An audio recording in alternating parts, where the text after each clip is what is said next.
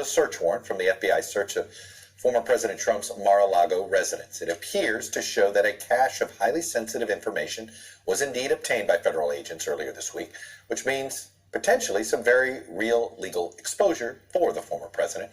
According to the list of property seized by authorities, agents removed 20 boxes from the former president's home, including 11 sets of classified documents that included 4 sets of top secret documents, the highest classification, 3 sets of secret documents, the next level, and 3 sets of confidential documents, another level down, and various other classified material. The potential statute violations on the search warrant include a potential violation of the Espionage Act, according to the Justice Department. So, let all this sink in for a second.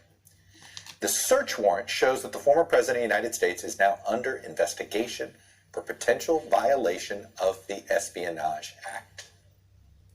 The list of items seized also mention items like binders, photos, a handwritten note, Roger Stone's grant of clemency, and oddly enough, information about, quote, the President of France.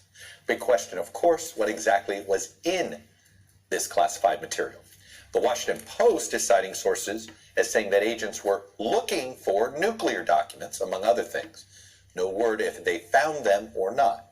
And the New York Times is reporting that investigators are concerned about material the government calls special access programs. That's a designation typically used for among the highest classified government operations or capabilities that there is.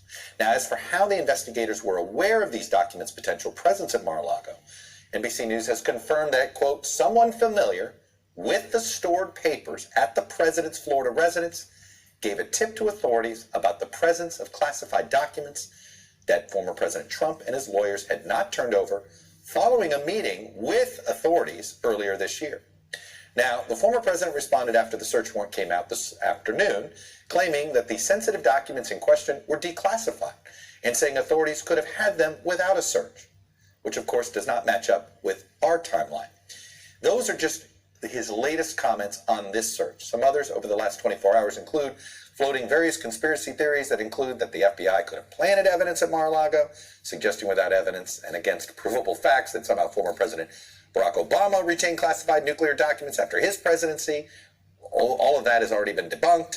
Some Republicans, especially the Trump allies, are still circling the wagons around their party leader while continuing to attack the Justice Department. That said, a chorus of Trump defenders is not as loud today as it was earlier this week.